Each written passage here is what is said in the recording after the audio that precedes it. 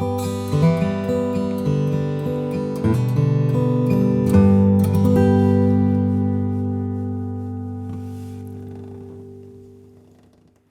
folks, some of you might have recognised that tune that I just played in the intro. That's a song that Buddy Holly recorded called Raining in My Heart. And the relevance of that is that I'm playing on my new acoustic guitar. This is an Atkin J43, and this is at least partially inspired by Buddy Holly's Gibson J45 that he apparently bought in 1943. So hence this is a J43. And I wanted to do this quick video just to introduce this lovely new guitar, talk a little bit about it. I've been absolutely addicted to playing it the past couple of weeks. I've been kind of looking for a new acoustic guitar for a while and trying to sort of get the funds together. Having played some Collings a couple of years ago, that really kind of set me off thinking, yeah, that if I can get enough money together, then getting a really high-end acoustic guitar would be worthwhile. And I think spending your money on a really high-end acoustic, for me, is even more worthwhile than on a high-end electric, because the wood and the quality of the build affect the tones so much. I've been curious about Atkin for a while. I've been following, they do some great YouTube videos and Instagram clips, and they seem like a great team. They're based in the UK, here in Canterbury, down in Kent, and they seem to sort of specialise on making these guitars that feel like they've been in this world for about 70 years and have been well used. And kind of celebrate that era of Gibson and Martin guitars, but using their own kind of modern methods. So yes, I absolutely love it. We'll take you through the specs. So it's got a Sitka spruce top, and this is torrefied, so that means they bake the wood before putting it together, which I think gives it some of that more mature tone. Supposedly it's almost like a shortcut to that kind of aged sound of an acoustic guitar that's been played in for many years. So that probably goes into the sound quite a bit, and presumably makes the whole thing a little bit more stable in the way that roasted maple neck on electric guitars is very popular. It's got mahogany back and sides, which I love. My other acoustic guitar, my Moon Triple O, has rosewood, Indian rosewood back and sides, so this is quite a nice complement. It's very different kind of guitar, and I love mahogany guitars. I've never owned one with mahogany, at least an acoustic. What else have we got? Mahogany neck as well. We've got a Santos rosewood fretboard, which is also known as Pal Ferro. I've bought some relic wax from Monty's guitars that I'm going to apply to this just to try and darken it slightly and make it look a little bit more kind of old rosewood. And one of Alistair Atkin's sort of big selling points, he uses a very, very thin nitro lacquer on his guitars, and I think basically once they apply it, they freeze it so that it creates this cracking that you get on these old Gibsons, you know, the sort of the nitro. I wonder if I can show, hopefully that's being picked up on the camera. You can see a little bit of that effect all over the guitar, so it really makes it feel like, or look like, a guitar that's had quite a life, when in fact it's only just very young. So, having had an interest in that guitars, I went into the local guitar shop, Guitar in Newcastle, just kind of on a whim, and this was there. And I picked it up and played it, absolutely blown away. It's loud, it's full, it's warm, the bass is incredible without being boomy or muddy. My mentor Chris Newman, who swears by Collings guitars, quite rightly, they're absolutely beautiful. He always says when you pick up a guitar to try, just play an E chord, because it's got all 6 strings. You know, don't pick too close to the neck, don't pick too close to the bridge, go in the middle, and you know straight away if there's something there that's worth exploring or not. And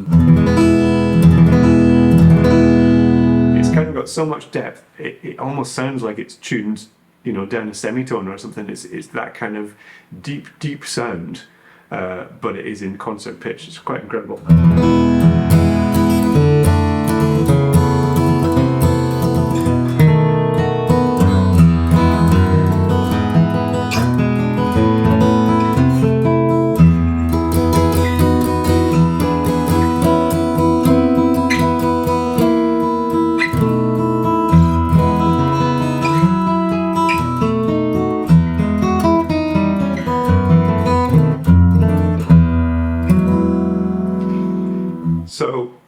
was super impressed straight away.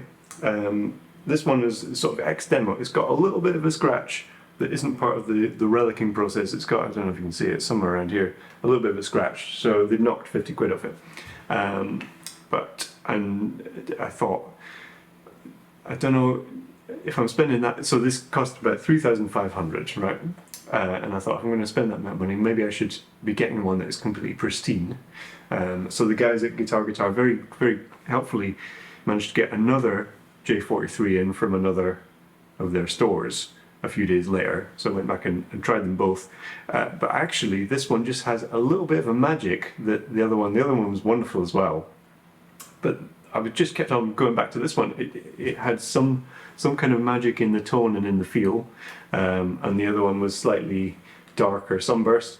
So a lesson there, I think, for myself and anyone else as well, that if you're potentially spending a lot of money on a guitar, it's really, especially a handmade acoustic guitar, it's worth having two of the same model to compare, because they'll never be exactly the same. You know, every guitar is an individual, and that's really wonderful to think that it's kind of not just rolled off a factory and it's just the same as every other one that's getting churned out every day. But for that reason, it is worth trying at least a couple of models that are the same model. I also tried a few others. So I tried, just for reference, I tried a Collings OM2 that they had in the store, which was a couple of £1,000 more than this. It was lovely, but I still found myself drawn back to this.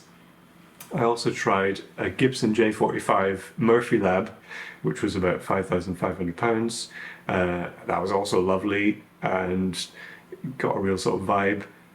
But again, I just kept on coming back to this guitar. It just had the tone and the feel, and everything was right. It had this magic, you know. So I was pretty satisfied then. By that point, I had tried a couple of far more expensive guitars and another one that's just like this, that I couldn't really let this one slip through my fingers. So splashed the cash and it is mine. It's not got any electronics in it at the moment. Next week I'm going to get a K&K Pure Mini pickup fitted to it, which is the least kind of obtrusive acoustic guitar pickup you can get. There's no electronics in the sound hole, there's no preamp, there's no battery. It's just three little pads that are going to glue onto the bridge plate inside. And it's perfectly set up. I know they use a Plek machine in the Atkin workshop to set their guitars up before they leave, and it's just wonderfully set up. It's really, really great. So yeah, I'll be doing some more videos, obviously, sort of showing my journey with this guitar. And maybe I'll report back once the pickup's in, and we'll see how that kind of sounds plugged in and all that sort of stuff. And obviously I'm going to be using it for gigs then. That's the whole point of putting the pickup in. I have already used it for a gig actually, and just stuck a mic in front of it.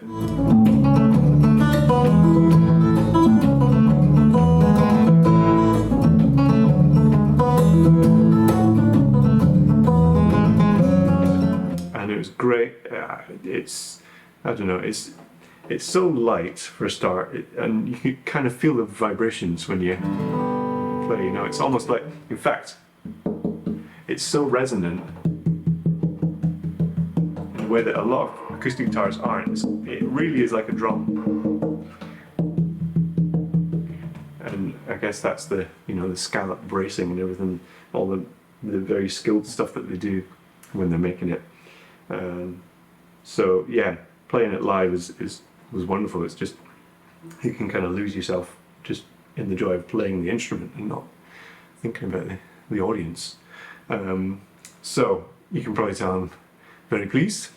It's great for chords, great for rhythm playing. You know, I was just playing a bit there, wasn't I? A bit bluegrass kind of.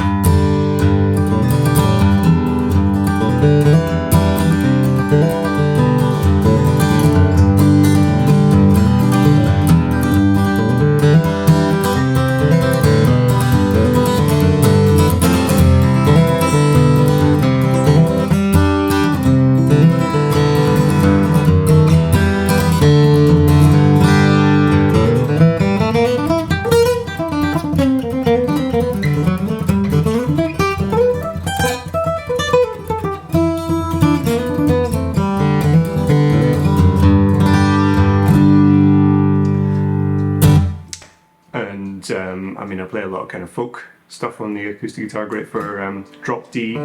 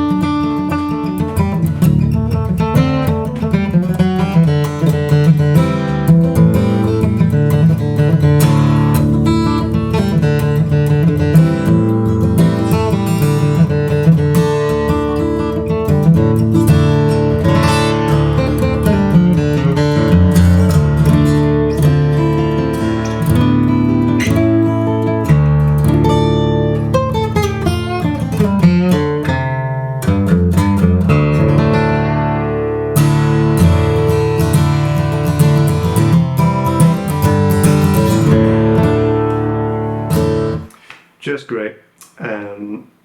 Nice for fingerstyle stuff as well, though that's not my main thing.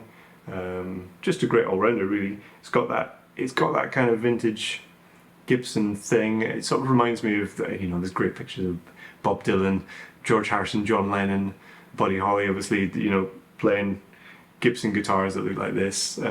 So it takes me straight back to that. I find myself wanting to play songs, wanting to play nice melodies and chord progressions, more so than just really fast technical stuff.